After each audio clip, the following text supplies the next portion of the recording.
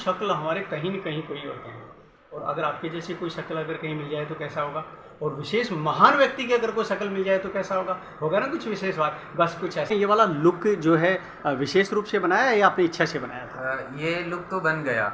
और रही बात कि मैं बाबा रामदेव दिखने की, तो दो काम है। मैं योगा करता हूँ बाबा रामदेव की तरह, और मैं ये 6 क्लास के अराउंड कर रहा हूँ, ठीक है। तो उस समय से लोग मुझे ये कहते हैं कि मैं बाबा रामदेव की तरह योगा कर रहा हूँ। ओके, ठीक है।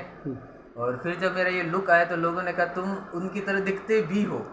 ये दोनों चीज़ आप समझ पा रहे हैं। तो अब पहले मैं नमस्कार दोस्तों, मैं आपका दोस्त लेखक कवि भवानी शंकर बटोही।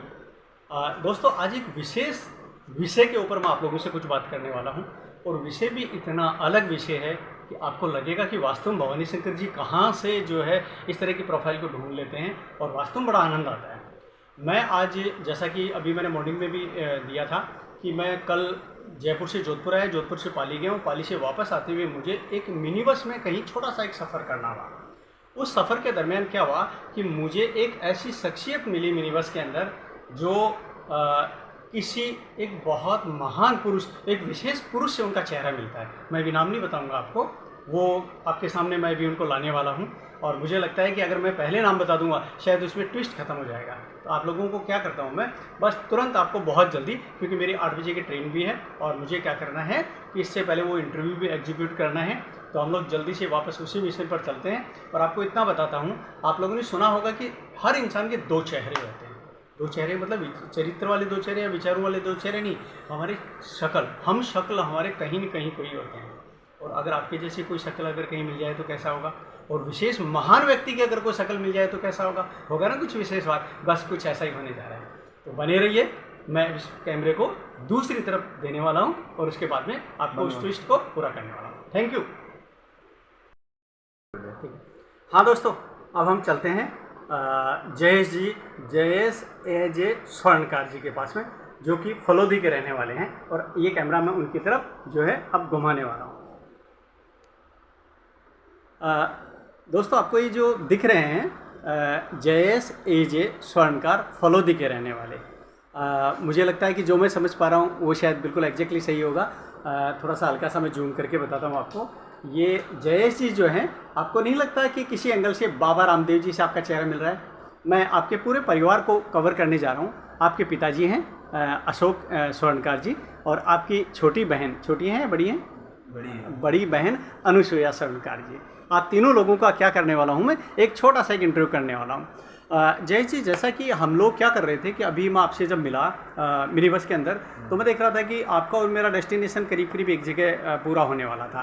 तो मैंने आपसे जब पूछा तो आपसे मेरा पहला क्वेश्चन शायद यही था, मैं कवर कर देता हूँ, कि अगर मैं आपको ये कहूँ कि आप बाबा रामदेव जी की तरह से दिखते हैं, तो आपका पहला रिएक्शन और पहला जवाब क्या था? ये मुझे कई लोगों ने बोला है कि मैं बाबा रामदेव की तरह दिखता हूँ। तो रिएक्शन मेरा नॉर्मल ही था, ज़्यादा हाई नहीं था। पर हाँ, आपने जिस तरीके से अपना इंटरेस्ट दिखाया वो पहली बार मेरे साथ हुआ। आपको पहली बार जैसे ऐसा कब लगा कि आप बाबा रामदेव के जैसे दिखाई देते हैं, और आपने ये वाला लुक जो है विशेष रूप से बनाया या अपनी इच्छा से बनाया था? ये लुक तो बन गया।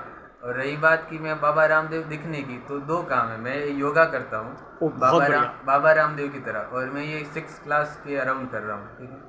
तो उस समय से लोग मुझे ये कहते हैं कि मैं बाबा रामदेव की तरह योगा कर रहा हूँ। ओके, ठीक है। और फिर जब मेरा ये लुक आया तो लोगों ने कहा तुम उनकी तरह दिखते भी हो। ये दोनों चीज़ आप समझ पा रहे हैं। तो अब पहले मैं उनकी तरह काम करता था, अब दिखता भी हूँ। बहुत बढ़िया बात। तो ये आपने एक बाय डिफ़ॉल्ट आपने मतलब इस तरीके से जो अपना गेटअप जो बनाया है, बाय डिफ़ॉल्ट किया आपने? किसी उस विचार से नहीं किया कि मैं बाबा रामदेव की तरह अगर मैं दाढ़ी रखता हूँ तो मैं नज़र वैसा आऊँगा, ऐसा तो? ऐसा मैं उनका सम्मान करता हूँ। ओके। और मुझे वो पसंद भी है, पर उनका इस तरीके से नहीं था। ये हो गया एक, इसको कोइंसिडेंस बोल सकते हैं अपन। बहुत बढ़िया बात। अभी जैसे अपने एज कितनी होगी, कौन सी क्लास में आप पढ़ते हैं? मेरी एज लगभग 21 साल की है, 21 साल पूरे हो गए। और मैं अभी बीटेक कर रहा हूँ, इंजीनियरिंग कर रहे हैं सर। बहुत बढ़िया। जयेश जी के पास हम आने वाले हैं थोड़ी देर के लिए। हम जयेश जी के जो पिताजी अशोक स्वर्णकार साहब हैं, आपसे दो हल्का सा जो है, जैसा कि मैंने परिचय तो करवा ही दिया है, अशोक स्वर्णकार साहब हैं जो कि जयेश जी के पिताजी हैं। साहब, आपको कभी ऐसा लगा कि जयेश जी जो हैं बाबा रामदेव जी की तरह थोड़े नज़र आते हैं? आपने कभी नोटिस किया या लोगों ने कभी कहा ऐसा? नहीं नहीं, लोगों ने बोला भी है कि ये बाबा रामदेव की तरह लग रहा है। और वैसे स्टार्टिंग से ही मैं भी योगा में इंटरेस्टेड रहा हूँ। ओके। तो ये योगा करता था स्कूल में, तो मैं भी इसको प्रमोट करता था, चलो ठीक है योगा सीखना चाहिए, योगा करना चाहिए। तो इसने स्टार्ट से क्लास 6 से योगा स्टार्ट किया था और अपने स्कूल में योगा करता भी था। और एक दो बार स्टेडियम में भी इसने योगा करके और फलोदी में दिखाया भी है। और बहुत बढ़िया। वहाँ एसडीएम साहब ने इसको सम्मानित भी किया है। एसडीएम साहब फलोदी फलोदी सम्मानित भी हो चुके हैं। ठीक है। ठीक है ना। तो उसके साथ हमारा थोड़ा जो बाबा रामदेव जी से, पतंजलि से भी कांटेक्ट रहता है और वहाँ से सामान भी खरीदते रहते हैं। ओके, बहुत बढ़िया बात। उनको सम्मानित आदमी है, इंसान है। तो हमारे फलोदी में भी वो काफ़ी टाइम पहले रह चुके हैं। और उनका एक बहनोई है, उनका वहाँ शायद फलोदी के आसपास कहीं ट्यूबवेल भी है उनके बहनोई का, और वो आए हुए भी हैं।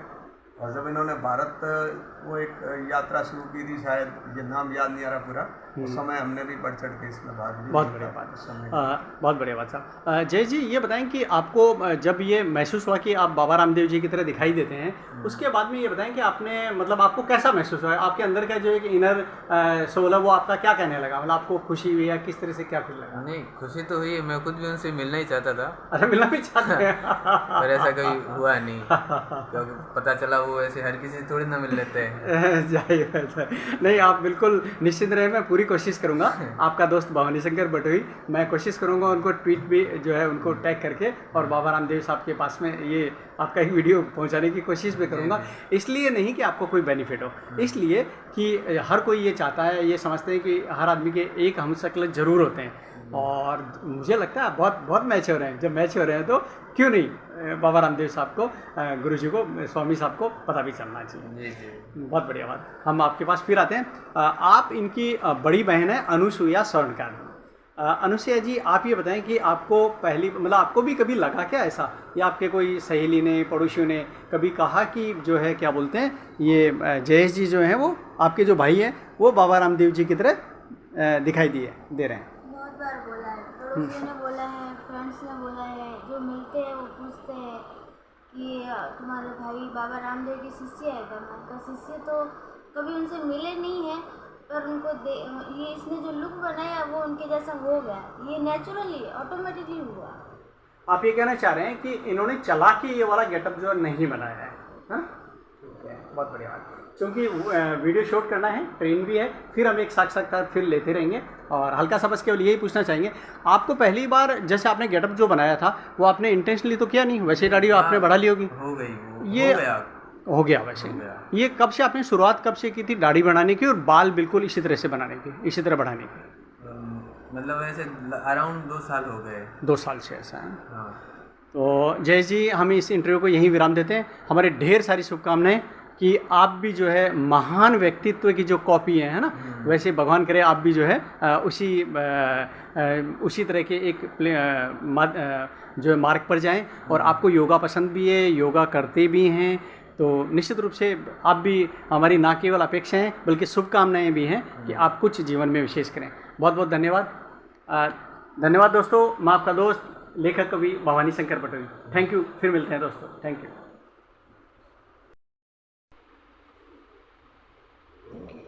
दोस्तों, जो है जयेश जी जो हैं वो मेरे एक तरीके से बहुत हृदय के नज़दीक आ चुके हैं। मैं तो दोस्त नहीं, छोटा भाई कहूँगा। और इनकी जो बड़ी बहन है वो मेरी क्या हो गई, छोटी बहन हो गई। अभी अनुसुईया जो है वो वीडियो बना रहे हैं हमारा। और ये बाद में मैंने वीडियो इसलिए अब मैं बनाने जा रहा हूँ क्योंकि मुझे अचानक बाद में जयेश जी ने ये बोला कि मैं जो है आप एक अनुलोम विलोम या ये क्या बोलते हैं इसको, नौली क्रिया। नौली क्रिया, ये नौली क्रिया बहुत अच्छी करते हैं। तो मैं तुरंत जो है उसी पर आता हूँ कि ये किस तरीके से नौली क्रिया करते हैं। बिल्कुल, आप आराम से 2-4 मिनट तक योगा जरूर बताएं। ये इसको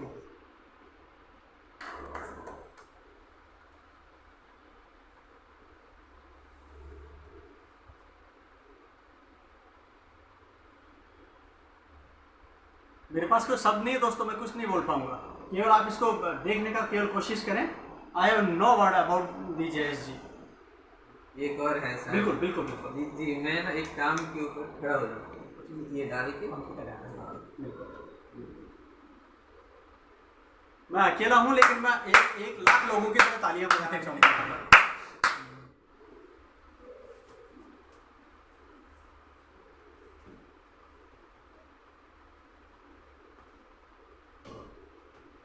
No word about. Unbelievable.